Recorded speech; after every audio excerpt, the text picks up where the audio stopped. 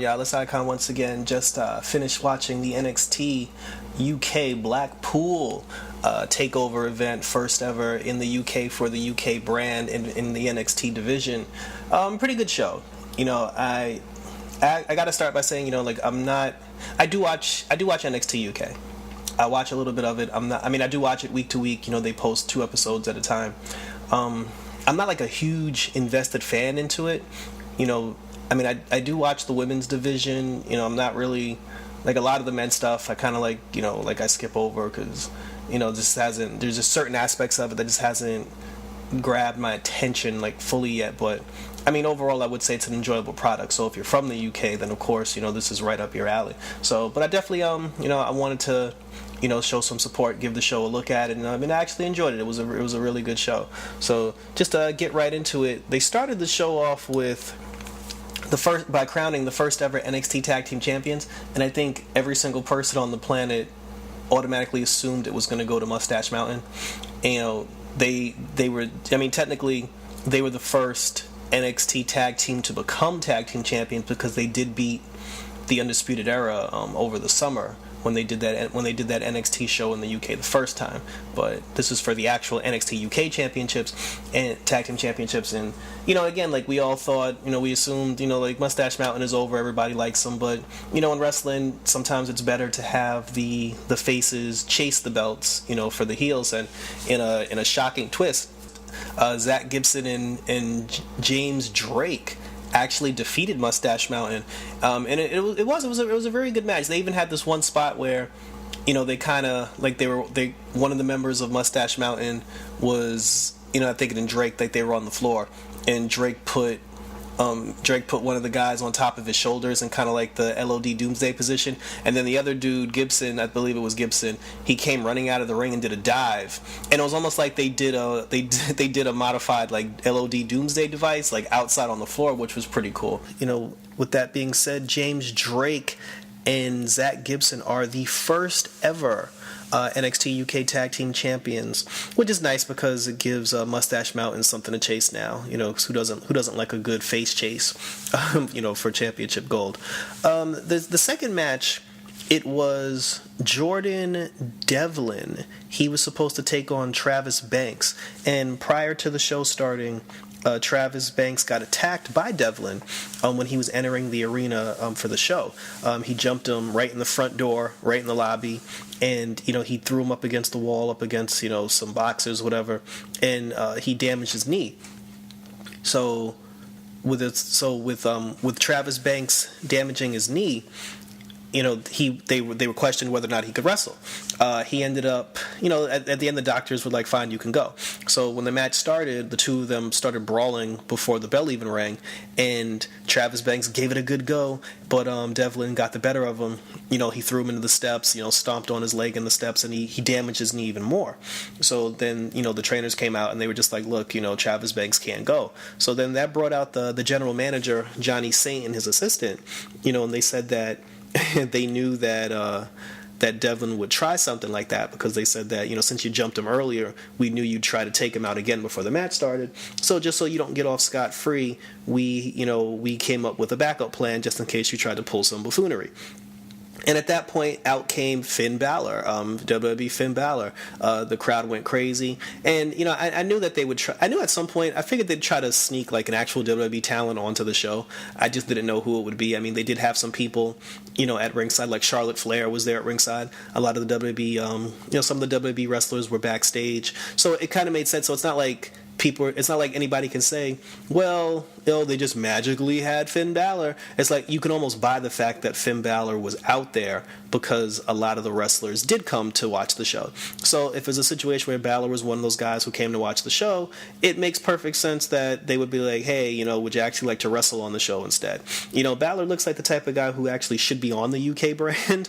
But we all know that's not going to happen. And obviously, with that being said, like, you know, Finn Balor, like, you got Finn Balor on the show. He's the big name. He's the big name star. You know, he's the guy that the crowd went crazy over. So obviously, he wasn't going to lose the match. So Finn Balor defeats Jordan Devlin to pick up the victory, much to the delight of the crowd. You know, but you got to feel bad for Travis Banks because, I mean, if he is really hurt, then it was a real cool moment to bring out Finn Balor, to give the fans, what they wanted, to give the fans a good match. But if Travis Banks really isn't hurt, and Triple H and them was just like, hey, bro, can you just can you just like tag out for a second? Let us put Finn Balor in because the crowd, it's like, if you're Travis Banks, you're just like, wow, this is the first UK, NXT takeover. This is supposed to be your moment. I hope they just didn't ask him to step down so Finn Balor can step in, because they basically pulled a Bret Hogan WrestleMania 9 on him, and I hope that wasn't the case. But who knows?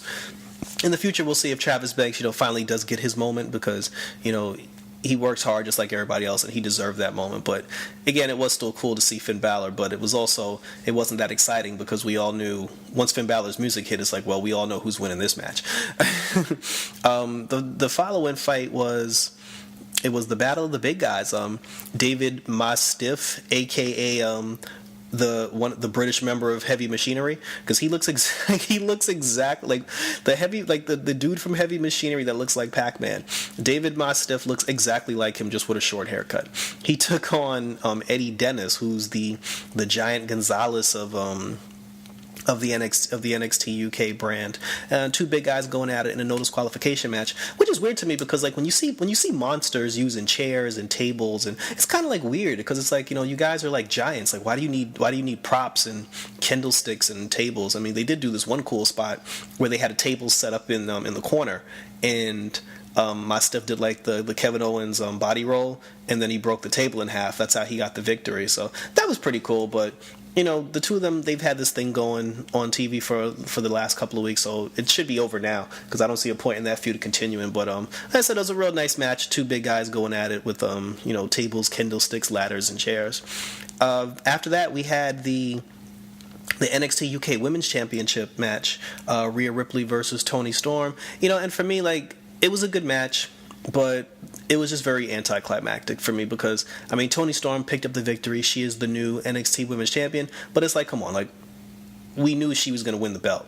They've basically, ever since the Mae Young Classic started, they basically told us Toni Storm is going to be the face of the NXT women's division. They've been throwing her in our face, telling us like, she's the girl, she's the face, she's the face. So it's like, so of course she's going to win the belt. Like, it's like, I hate when they do those things. It's like, I wish WWE would do something where they would build somebody and not make it seem so obvious to the world, that they're gonna put a rocket on this person's back and push him to the moon. Toni Storm's now probably, like, what's this, January?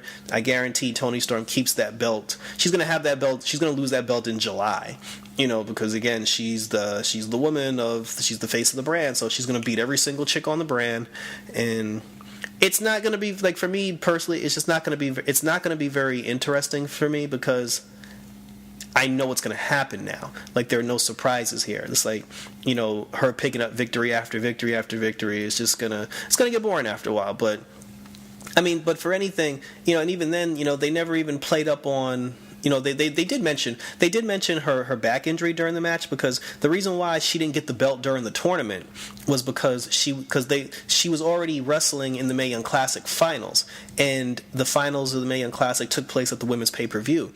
They were supposed to have Rhea Ripley, because Rhea Ripley won the NXT UK Women's Championship. She won the belt over the summer, and she was supposed to defend the belt at the pay-per-view. But at the last minute, they decided to not have her defend the belt, and they didn't even want people to know that she won the championship, because when Rhea Ripley was in the audience during Evolution, she didn't have the belt with her, and there was no mention of her winning the belt.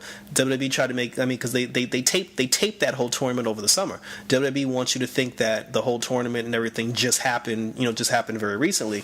So in our mind, Rhea Ripley's only been champion for about maybe 2 months, but she's had the belt since June. She's been champion since June, July, and they didn't give Toni Storm the belt then because she couldn't compete. She couldn't show up for the finals of the Mae Young Classic with the NXT UK Women's Championship. And plus, things leak online, people find things out, and then if everybody would have known she was already going to be the NXT UK Women's Champion, it would have been obvious to everybody she was going to win the Mae Young Classic as well, and then nobody would have cared about that. And plus, at the end of the day, to have her win the belt on the first NXT UK Takeover show, it means so much more because Rhea Ripley basically provided a dragon for Toni Storm to slay. Even when they did their interviews, and then she kept saying like, "Oh, this time's going to be different. This time's going to be different." And my whole thing, I was like, "Well, why? Like, you never said why this time's like." She never gave a reason of why I'm supposed to think this time will be different, other than the fact that we know that everybody in the back is behind you. It would have been nice had she said, "When you beat me in the tournament for the belt the first time, I had a back injury, and the back injury is what caused me to lose. This time I'm 100% healthy." I'm like, say something like that. You know what I'm saying? It's like, but her whole thing was just to be like, "Oh, this time will be different." It's like, well, we know that because we know everyone's behind you, and we know they're going to give you the belt anyway. So for me, it was anticlimactic, but for her, I mean, it was nice to see because she had that scandal about a week or so ago where, some of her photos, got leaked online, and she canceled her social media. They even said before the women's match started, like I think it was Nigel McGuinness, he was like, "Oh, Toni Storm and Rhea Ripley have been going back and forth on social media leading up to this match," and I'm like, really? Because I thought she deleted her social media when the whole scandal broke out. So that was a pretty funny thing because I'm like, she doesn't have social media anymore. But yeah, Toni Storm gets the win. She's the new NXT UK Women's Champion. So get ready for Toni time from now until the fall because she ain't going nowhere. And finally, the final match was the championship match between what's his name, Joe Coffey and Pete Dunne. Pete Dunne, who he's been champion now for about 600 days. Like, I don't know if it's like the high 500s or the low 600s. But once he reaches 730, he'll be champion for an official two full years. And I mean, it's a cool stat. Don't get me wrong. They keep saying like, yeah, he's the first, he's the longest champion, and it's like, I get that, but nobody saw that. Out of his whole entire 600 days of being the champion, first of all, he was the champion of a brand that didn't even exist. When he won the belt, there was no NXT UK. They were just doing shows in Liverpool, and so he was a champion of a brand of he was the champion of a he was the champion of a title with no brand, and then whoever, I don't know how many times he wrestled, like we in the whole year and a half he's been champion, I've probably seen maybe 7 Pete Dunne matches, and I think 4 of them were title matches.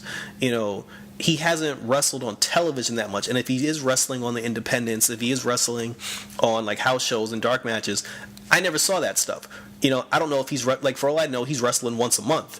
For all I know, he defends the belt like every 3 months because before that they didn't have a show. So it's hard to, I mean, it's like you want to give him respect, but it's hard to take it seriously because they're talking about this incredible journey he's on, and nobody witnessed it. Like, nobody witnessed the journey that he was on. So it's like, how can I get behind something that I never saw? But I mean, we're only now starting to see, the strength of his quote unquote title reign. Because now that they actually have a show and they actually have a brand, we get to see him more now. But everything prior to that is just like, whatever, I'll take your word for it. But the match was very physical, very brutal. There was this one spot that they kept trying to do where they climbed, both of them climbed the top rope, like the top left corner, and I don't know what move they were trying to do. I don't know what they were attempting, but Coffey fell off the top rope. When they were both on the top rope trying to execute whatever this move was, Coffey fell off the top rope.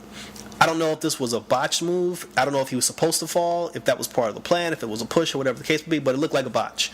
It looked like they were trying to set up a move and he just lost his balance and fell off the top rope.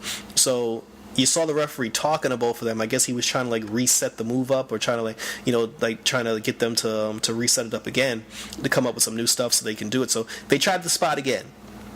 So both of them are back on the top rope. Whatever the heck they were trying to do the first time, they're trying to do it again. And then this time, both of them lose their balance, and they both fall off the top rope, and they both land on the floor. So, and again, I don't know if this was supposed to happen or if this was a botch, but honestly, it looked like a straight-up botch. It looked like they tried 2 times to do a top rope move that did not work, and they both lost their balance and fell off the top rope. So, anyway, they get into the, they finally get back in the ring, and I guess at this point they're like, screw the top rope shit. Let's just let's just finish the match. Pete Dunne does his usual thing where he pulls your fingers apart, and Coffey tapped out, and Pete Dunne has retained his NXT UK championship, and the magical streak continues. So the crowd's going crazy, except for this one lady. There's this one lady, like when the camera is facing Pete Dunne straight on in the ring. If you look at the bottom right, there's this large woman who's wearing like a purplish flower shirt or whatever. She just does not look impressed at all. When Toni Storm won the belt, this woman just wasn't smiling. Like, she just seemed like she did not, like her husband dragged her to the show and she didn't want to be there, and she was just sitting there front row, because this woman looked like she flat out did not care what was going on. She gave the most unenthusiastic clap of all time, and she only clapped because everyone else was clapping, and she didn't want to feel left out. I mean, I thought that was that was really funny.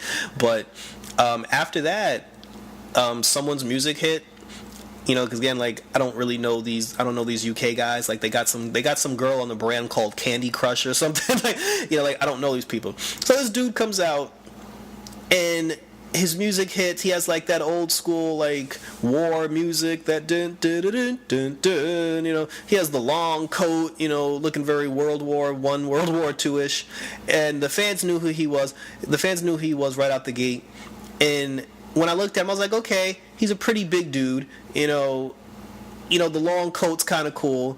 He even did the whole like, I'm gonna say for the sake of argument, he did the whole like iconic pose where he had his arms behind his back, standing straight up with his chest puffed out. He kind of looked like William Regal's son to me. Like, that's how he looked. Like, he looked like William Regal's dick son. But the guy has a presence. I'm not gonna lie. But the thing that was killing me though, his name is Walter. Like, it's not like Walter Savage or Walter the Terrible or, his name is Walter. And I'm just like, bro, that's not cool. I'm like, you come out here 6'5", 6'8", looking jacked up, you got the stern pose, everybody knows your name, you got the cool, why's your name Walter? I'm like, we need to do better than this. See, and this is why, like, sometimes it's hard for me to get into the UK stuff, because a lot of the UK guys look the same to me. Like, their looks are the same. Like, everybody has a mustache, like everybody has a beard, everybody has that regal pose, and it's just like, I mean, at least with the women, like, I enjoy the women's stuff more, because at least with the women, they change their outfits and their hair and their costumes. Like, the women look like different people. A lot of the men look exactly the same. There's only like one black British wrestler. Well, there's two black British wrestlers. The other one does backstage interviewing, and then he does this. And then the one black wrestler that they have, he does this stupid thing where he throws his arm. He takes his right arm and just throws it up and down and up and down. And I'm like, dude, you look like a moron. I have no idea. I have no idea what you're doing. So now we got this guy Walter, who's coming out, who looks like the prime minister's snob son, and him and Pete Dunne just stare each other down. Coffey tries to get back in the ring. Walter kicks him in the face and boots him. Him and Walter and Pete Dunne stare at each other. They both do their poses, and then Walter leaves. So I'm just like, okay, he's obviously going to be the next challenger. He's probably going to be the guy who takes the belt off of Pete Dunne, because everybody seemed to know who this guy is. And like I said, his presence he did have a good presence. My problem is, why is your name Walter? Like, why? Like, that needs to be explained to me. But and that was it. Then Walter left, and then Pete Dunne just stayed in the ring. The crowd cheered, and then the show went off the air. So overall, I mean, for their first takeover, it was a cool show. Like I said, it's a lot of it was just me not really knowing a lot of the NX, like a lot of the UK people, and the ones that I did know, like, I wasn't really invested into it. But I mean, the takeaways from this is, like, obviously, like, Finn Balor, the two moments that shine more is Finn Balor showing up. And for the people who live in Blackpool, this dude Walter that came out. But nobody was surprised when Tony won. Pete Dunne's been winning, so that's so that's not special. I mean, I guess Mustache Mountain not winning the titles was a shocker, but the show was good. I mean, I'd give it a solid like 7.5. Like, it's a decent show. We'll see what the fallout is. on Wednesday when they do NXT UK on Wednesday. So that's it. Yeah, that's basically it. So like I said, good show. Great performances by everybody. Going forward, WWE just try to do a better job of hitting us with the unpredictability factor, and then the NXT show going forward should be really cool. So that was it. That was my thoughts and review on this show. Got some more stuff coming in the pipeline. Just did a Street Fighter Halloween stream. I'm uploading a podcast that I did with my boy Avi, where we talked about All Elite Wrestling and this past week's Raw and SmackDown. And then I got some Tomb Raider Part 5 in the woodworks and a couple of other things coming. So thanks for tuning in. Until next time, as always, I'm out. This